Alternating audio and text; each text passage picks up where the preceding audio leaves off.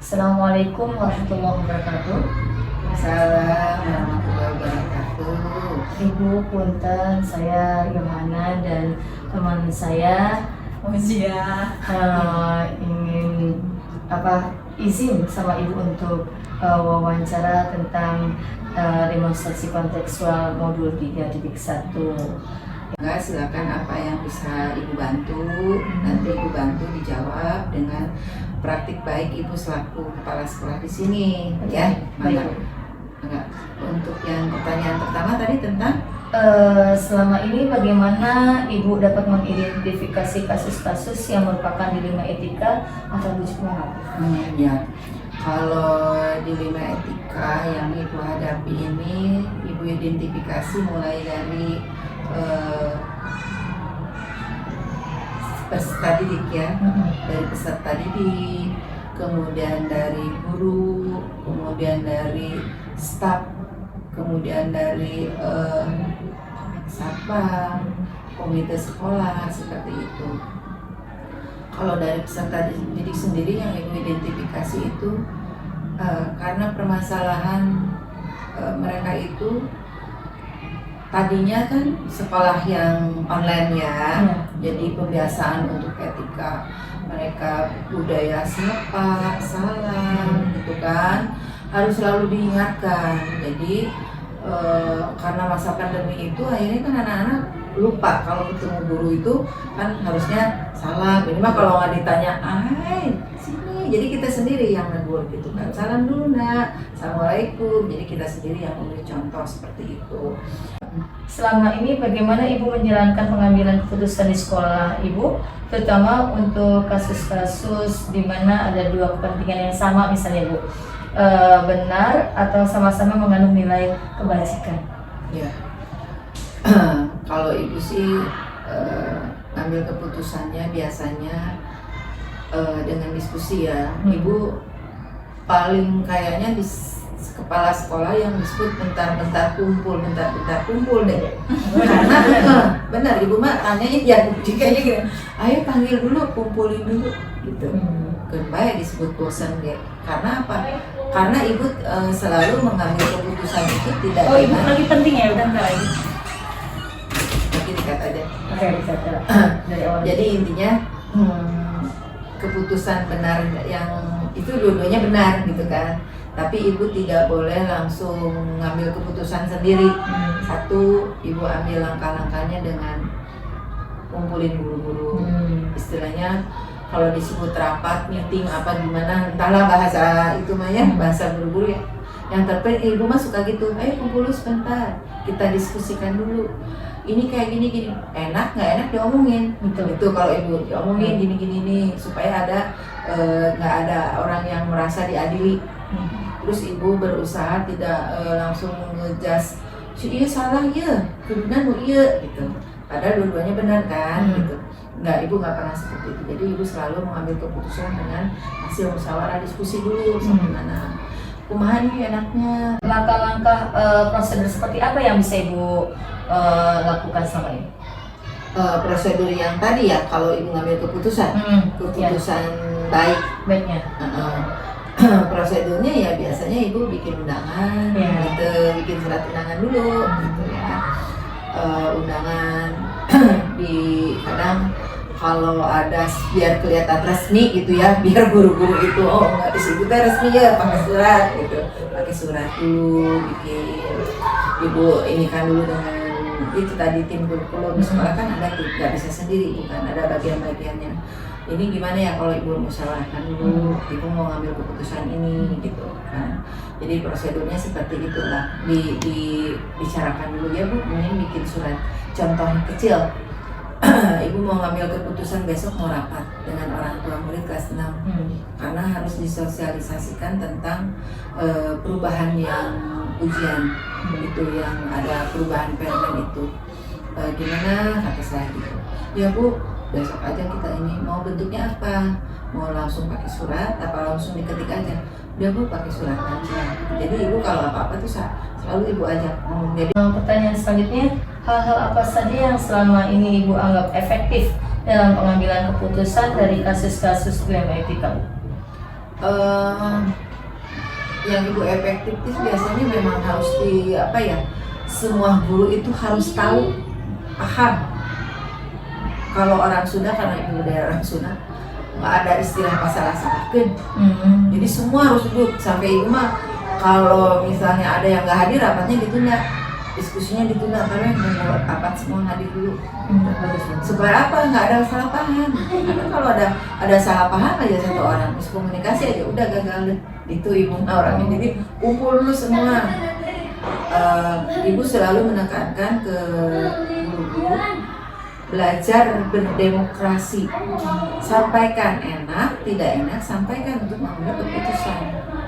Pertanyaan selanjutnya, hal-hal apa saja yang selama ini Ibu anggap efektif dalam pengambilan keputusan pada kasus-kasus dilema etika, Bu? Iya, yang tadi ya, satu ibu memberikan contoh, gitu kan. Yang keduanya ibu diskusikan. Kadang ibu panggil guru itu ya, kalau misalnya ada guru yang bermasalah, ibu panggil. Gitu. Kalau udah dikasih tahu dia ada perubahan, ya alhamdulillah.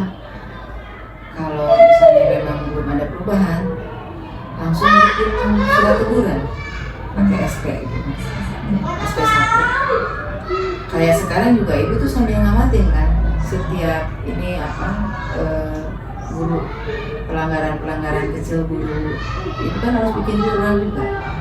Iya, kepala sekolah harus punya jurnal dan tidak diketahui oleh guru. Itu berikan contoh, teladan dari kita. Ajak guru itu berdiskusi, ajak guru itu lebih mengenal pribadi kita lebih dekat.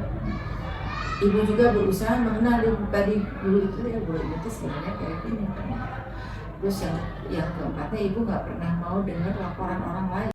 Hal-hal apa saja yang selama ini merupakan tantangan dalam pengambilan keputusan pada kasus-kasus dilema etika? Nah, Tantangannya apa, Bu? Tantangannya ya satu, tetap ibu itu untuk mengendalikan emosi. Itu kan satu, dengan emosi kita narekan gitu kan. Itu justru jadi kepala sekolah teh belajar mengendalikan emosi. Itu tantangan ibu. Yang keduanya, tantangannya ada juga beberapa yang memang ibu sendiri suka terhantui gini, gimana ya, itu nggak ngedukung gini, program ini seperti ini gini. Akhirnya suka putus asa teh kan. Akhirnya putus asa. Gimana tuh kalau nggak gini. Tapi ibu sendiri bangkit sendiri, tantangannya gini lagi. Yang begini mah kecil, apalagi di sekolah lain. Suka ngobatin diri sendiri gitu. Tantangannya itu aja dengan diri sendiri. Tantangan yang terbesar itu dengan diri sendiri. Yang itu yang tadi ibu sampaikan, ibu kan tipikal orang yang biasa sendiri. Jadi guru mah kan beban kita kan cuma ke anak-anak, lapor ke kepala sekolah, nilai kinerja kita pokoknya baik. Tipe ibu kan kayak gitu, pengen tuh A+. Nah, sekarang ibu harus sadar diri, kita itu kerja tim, nggak bisa ini sendiri. Tantangannya bagaimana kita membentuk tim yang solid, kompak. Terus manajerial kita itu kan banyak, kepemimpinan pengembangan sekolah, kepemimpinan pembelajaran. Itu di dalamnya nanti bagaimana seorang guru itu senang dengan pelatihan-pelatihan, terus dengan sendirinya dia senang berbagi tanpa harus ada instruksi dari kepala sekolah gitu. Banyak tuh. Terus pengembangan diri kepala sekolah itu sendiri, pengembangan dari guru itu. Apakah Ibu memiliki sebuah tata kelola atau jadwal tertentu dalam sebuah penyelesaian kasus dilema etika? Apakah Ibu langsung menyelesaikan di tempat atau memiliki sebuah jadwal untuk menyelesaikan bentuk atau prosedur dalam apa yang Ibu jalankan? Jadi kalau menurut ibu menangani kasus itu tergantung dari kebutuhannya gitu kan. Kalau memangnya dilema etikanya yang memang kasusnya berat, dianggap berat dan khawatir nanti berkepanjangan, biasanya setelah menerima laporan langsung antara hari ini atau besoknya, karena lihat dulu kan, dikonfirmasi dulu seperti apa. Itu prosedurnya gitu ya, dikonfirmasi dulu kejadiannya seperti apa, gimana, langsung besoknya udah ini dikonsultasikan. Wah, berarti ini mah intinya harus penanganannya harus lebih diselesaikan secara ini lagi lah gitu. Kayak contoh kecil yang kemarin tuh ya, ada kasus-kasus ke peserta didik yang pelanggaran video-video pornografi. Nah itu kan kasus berat kalau itu yang kita pernah, kalau didiemin nanti takut tambah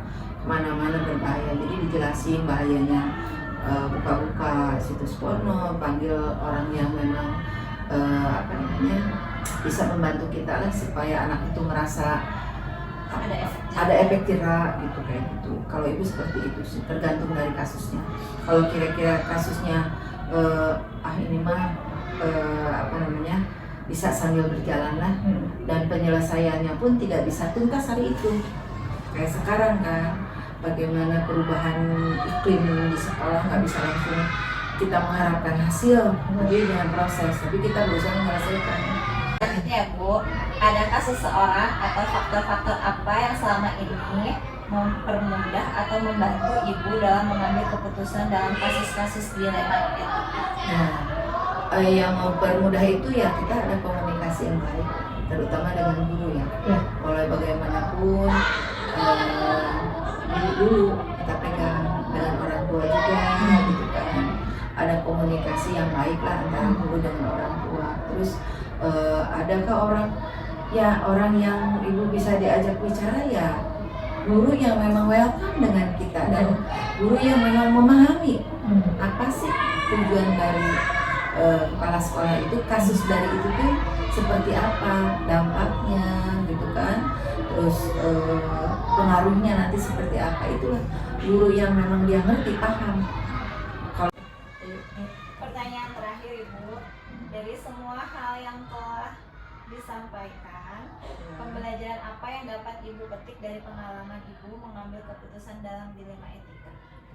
Pelajarannya yang pertama dari kasus-kasus yang pernah Ibu alami di sekolah, satu, memutuskan itu memang tidak harus, dan bukan memutuskan sesuatu itu tidak boleh sendiri.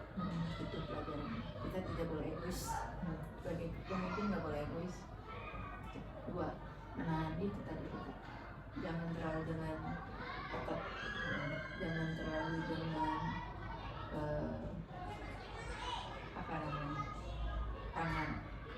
tangan besi paribasana gitu ya.